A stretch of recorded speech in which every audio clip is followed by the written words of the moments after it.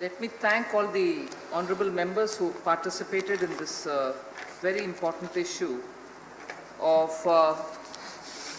the COVID-related stress which companies will face, and the way in which the government wants to ensure that the pandemic affected companies don't suffer without any kind of protection being offered to them. 16 speakers have given their valuable inputs. I'll begin by mentioning, because it gives a very good start for the debate. While answering, I'd like to first of all start with Professor Manoj Jha's comment that he feels that the government doesn't probably take the wisdom across the aisle and that parampara should go away. I want to assure him there's no such parampara. And actually speaking, we are quite ready and have always been keen to hear the views come from all sides of the aisle, not just the ones which are directly opposite, but from the entire House. So, Professor Manoj Jha, and through you for the rest of the honorable members, I want to assure you that I personally sit and hear every comment, not as a favor, it's my duty. And I honestly do take the inputs seriously and try to respond to each one of them. So, as a prelude to the entire debate today, what actually made us have to come with an ordinance? In June, on 5th of June, it was gazetted. What was the need for the ordinance? And also, of course, we repeatedly hear that this government comes up with several ordinances. That's purely because this government wants to make sure that it responds to the developing situation in the ground and then comes back to the House to make the ordinance into a bill, and at the time of discussing the bill to pass it to become an act, we do take the views which come across from all sides of the House. So ordinances per se, I understand the spirit with which honorable members voice their concern about why ordinances, why can't you come up with a bill? I fully appreciate that concern. But even otherwise, between session, if there is a need for an ordinance because the ground situation demands it, I would think a responsive government's duty it is to at least use the ordinance to show that we are there with the people of India. So to that extent, I'm sure this House will appreciate that as and when a government decides for an ordinance, it is because of that, and sooner they come, whenever the next session happens, we come back to have the ordinance either presented as a bill or to say we withdraw the ordinance and not any further. So the situation which was before us in March was clearly because of putting lives before livelihoods. The Prime Minister, when he announced the Janata curfew itself, clearly said, look, we do not know what this is going to mean, how long it's going to last, but I'm sure this is the first remedy that we have in our hand, at least a preventive remedy, that we ensure that everybody stays where they are and safe and save lives. And therefore, at that time, if for the sake of protecting lives you remain in a lockdown situation, naturally, businesses will suffer, financial markets will suffer, and as a result, the economy will be affected. But given that background, did we sit and watch doing nothing? No.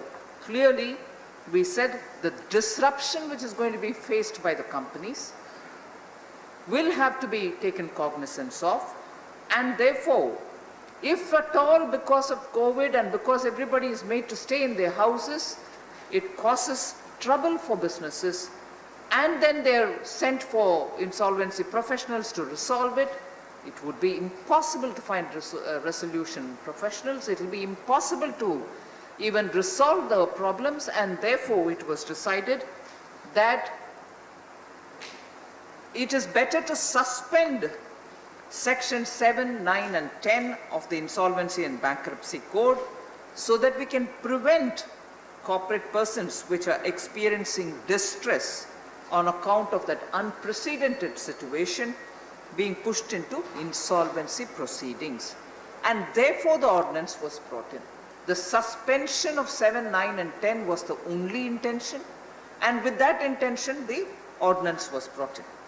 Now, of course, we have also inserted a new section 10A in the ordinance itself, which clearly was repeated by several members. I wish to highlight that point, that notwithstanding anything contained in section 7, 9 or 10, on or after 25th March 2020, for a period of 6 months or such further period, not exceeding 1 year from such date as may be notified in this behalf. So, no application shall ever be filed is the other aspect that we are highlighting, because initiation of corporate insolvency for matters which occurred during the lockdown period, for matters which occurred during this suspension period, should not be picked up even after the period is over. So our intention was that this period, immunity which is being given with a suspension, should be intact, and therefore we have insisted on bringing that explanatory note. So, however, this does not mean that insolvency related proceedings cannot commence on those which were prior to 25th March. That has also been made very clear. So this is only for those which arise during the COVID period. So the amendment, broadly, the amendment of section 66 again is that no application shall be filed by a resolution professional under the subsection 2 in respect of such default against which initiation of corporate insolvency resolution process is suspended as per 10A. So these were the only features with which we had come up with the ordinance. So IBC is such a critical part of business now. It is important for us to understand from various different angles how IBC has performed.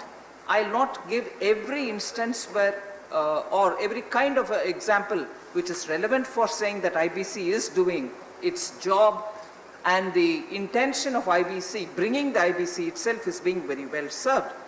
But one concrete example which is very relevant for our period from among the various things related to IBC is, I want to quote on the NPAs of scheduled commercial banks which have been recovered through various channels, and I have sourced all my information from RBI.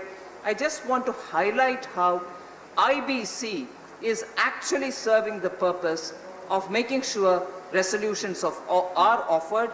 And I repeat, although it's a insolvency and bankruptcy code, the way in which this code has functioned, it ensures that most of the resolutions are happening to make the company as a going concern only rather than liquidated. Priority is to keep companies to be a going concern rather than liquidate them at the earliest. So one example I want to give as a comparative account. Sir, I'm just talking about 2018-19 as a provisional figures.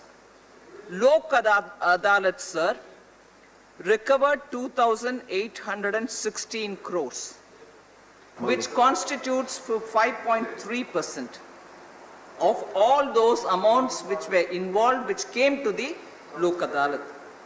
DRTs recovered 3.5%, which is total amount involved which came as a case referred and total actually recovered. So total amount recovered versus the total amount which was involved which came to the DRT, 3.5% is what has been recovered. SURFACE, sir, 14.5% have been recovered.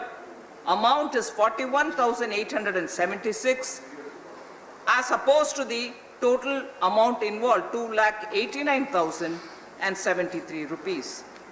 Whereas IBC, sir, has ensured 42.5% of recovery, in the sense amount recovered is 70,819 as opposed to 1,66,600 as amount involved which came to the IBC with the reference of the IBC, and therefore the recovery I'm only using for NPAs which are in the scheduled commercial bank category.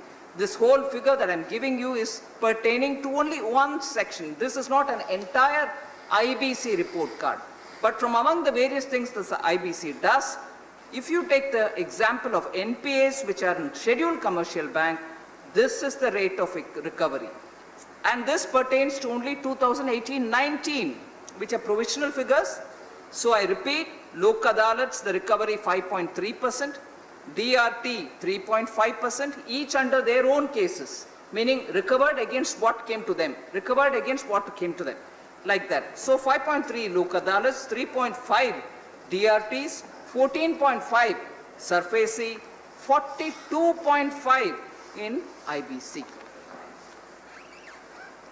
So again, as a prelude, I just want to highlight about the NCLT.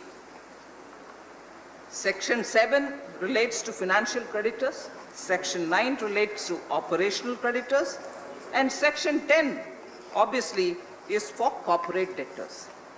I just want to tell you, sir, the amounts again of disposed cases before admission to the NCLT. So the fact that the IBC, its very presence, is helping people to resolve the dispute much before it is even entering into the NCLT, itself is substantial number.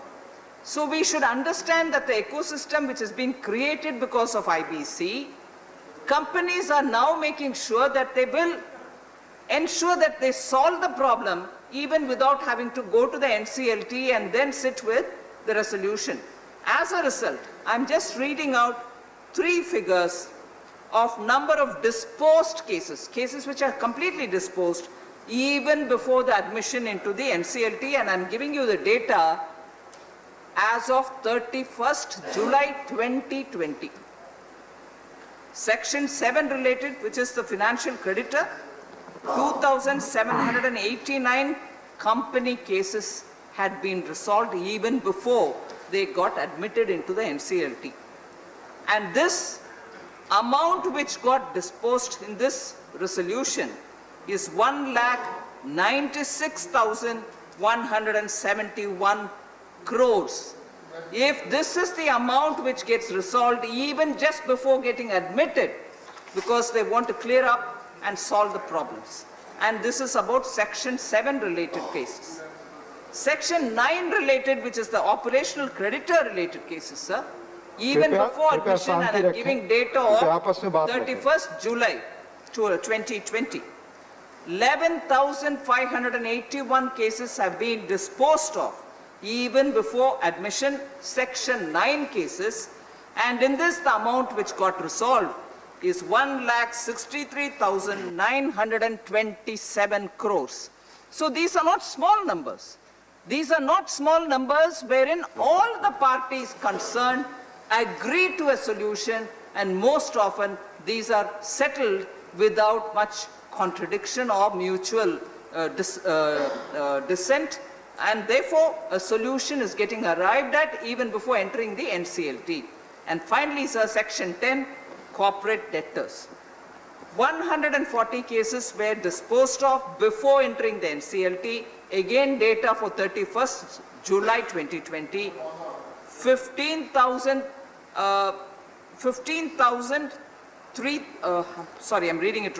1,53,372 crores have been sorted out. So now I come to answering specific questions which honorable members have raised. I wouldn't take much of your time. I know I have to finish it before 11:30, but my duty to answer some of the relevant questions, sir, if you would permit me. Vivek Tankaji, who is a very eminent advocate, has raised questions saying, and he is also moving a amendment saying, sorry?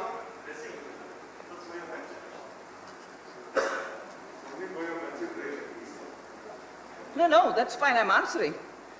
It's all right to answer? I'm responding to you. Thank you. Sir, not exceeding 1 year. Those words have really become a bone of contention. This removal, if at all I remove not exceeding 1 year, Gupta ji also raised that question, it would naturally and directly mean excessive delegation to the executive. I would rather, looking at the circumstances which we obtain at that time, come to the House and say, look, this is where we are. This, at the moment, the amendment to the code gives me a provision to only extend till 1 year, if at all, because it's coming to an end on 25th September this year. 24th itself, we have to make an announcement about what is going to happen. But even if I do, it means that by March it should be ending. Then to remove it now would mean that I can go on doing. From the executive, I can do anything. I can go on extending forever. I'd rather not, but I would rather come here and ask the House in its wisdom, would you want to extend? So that restraint we've put on ourselves, whilst it's tempting to have the executive take the power. We are not doing that. So the next thing, sir, why suspend Section 10 and not allow corporate debtors to initiate proceedings? So the reason for suspension is difficulty in finding resolution professionals, resolution applicants, irrespective of who initiates the proceedings, outcome will be the same, that is, liquidation of the company. The code actually balances the rights of debtors and creditors, and we can't allow only the debtors to initiate and deny the option to creditors. So largely, that in broad brush, that's the response I would like to give you on that. And then also this expression was used, is it a blanket ban which is being imposed? Is it a blanket ban which is being imposed? Not certainly, sir. It's not a blanket ban. We are confining it only to those defaults which may arise during the COVID period, but it does not affect the applications already filed before the adjudicating authority for initiation of CARP, and ongoing corporate resolutions can continue.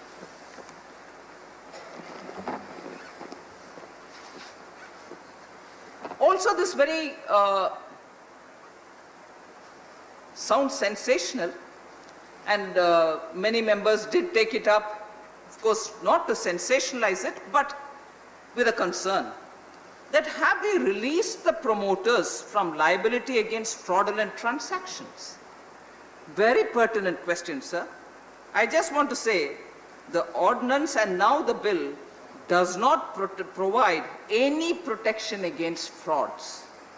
It provides protection to directors in respect of liability under subsection 2, which deals with exercise of due diligence to minimize the potential loss to the creditors.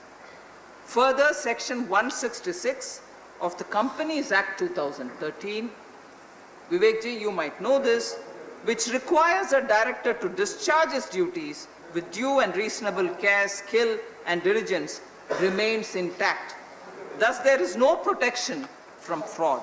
We are not at all protecting from fraud. So this question of protection forever. A company which was viable before the onset of the pandemic may earn normal profits from current operations and become viable again after the impact of the pandemic subsides. It would, however, take years to wipe off the deep stress that arose during COVID-19 19 period for some companies, and some others may have a better revival impact. Depending on the nature of the industry, specific strength of a company, one may recoup the loss in 1 year, one may take several years. If the company is pushed into insolvency, when it is recouping the loss itself, the objective of the ordinance is lost. And that is why we have designed it in this fashion. So again, due concern a lot of members have expressed, have MSME creditors lost an effective means to recover? This particular code, sir, the IBC code, is not a recovery law. The creditors do have all kinds of options for recovery. Saving lives of companies is far more important than enabling recovery of loans which may exist, which may be utilized through various other options which prevail. We had the compulsion to save businesses, corporate debtors, and they need to be insulated. Sir Smith ji, please. Rather than enabling creditors to recover the loan for which they have several other options. So then Sri Narayan Das Gupta ji raised this question that there is no distinction between small borrowers and large borrowers. There is absolutely a distinction in that the increase of the threshold that has been given, the increase in the threshold default from 1 lakh to 1 crore for initiation of insolvency proceedings protects small borrowers. So IBC cannot be implemented for those companies which are below 1 crore. So small MSMEs are not going to be drawn into this, if that's a fear.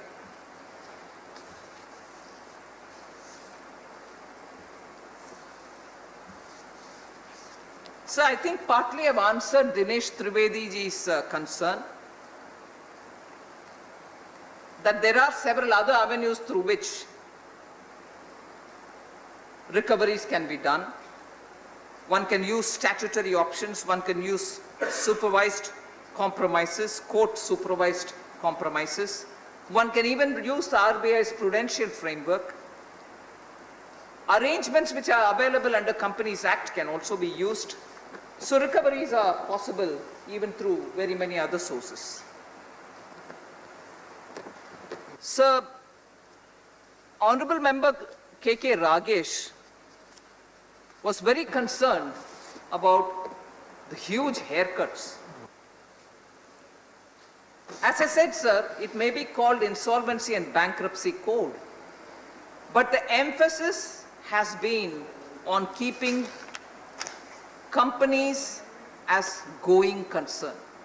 And therefore, maximum intention has been to make sure that we keep companies running, and even after that, if the question remains, it is important to understand that haircut depends on the value available when the company gets into the insolvency proceeding. Depends on the value at which stage you're going for liquidation. Financial creditors are getting 45% of the amount due to them once you get into liquidation, and they are getting about 190% of the liquidation value. This is after rescuing the company. So largely, I think I've addressed concerns which many of the eminent members have raised. I will go back to talking about Professor Manoj Jha on one question. What about employment? Was a very relevant, legitimate question to ask. 258 companies were rescued. Roughly 1/3 of these were defunct companies. These have enhanced their employment potential. 965 companies proceeded for liquidation. 3/4 of these were defunct. 3/4 were defunct companies, which means no employment there. But loss of employment was minimum even after they were liquidated. Earlier, I spoke about 258 companies which were rescued, which means employment is back again with them. Companies which had to be liquidated in total, 3/4 of them who were defunct were also given liquidation solution, and therefore at least loss of employment was reduced. 258 companies, sir, had assets of 96,000 crores. 965 companies sent for liquidation had assets of 38,000 crores. So in value terms, the assets rescued is about 2.5 times of the assets which went to liquidation. So the last which I want to respond to is the question of personal guarantors. A lot of members did voice their concern about personal guarantors. The court, sir, actually envisages resolution for 3 categories of individuals, namely the personal guarantors, to corporate debtors, and so on. Partnership firms, proprietorship firms, a lot of people have raised the questions, and the individual. Each category gets a unique solution, and needs are separated, and the separate dispensation addresses each one of them. Given that provisions of individual insolvency are likely to impact a large section of population, it was decided to commence provisions relating to the personal guarantors to corporate debtors, first be implemented at this stage, and to then use the learnings from this from there to other categories. The corporate debtor often has guarantors. So for comprehensive corporate insolvency resolution and liquidation, we felt it was necessary to that the insolvency of the corporate debtor as well as its guarantors are considered together to whatever extent it is possible. So I hope that explains the situation about the personal guarantors. So I think largely I've addressed the questions raised. There were other questions about MSME payments which are due and so on. I can always address that at a personal level with the honorable MPs. With this, I thank you for giving me the opportunity to reply, but I seek the House's cooperation to pass this. Thank you, Honorable Minister.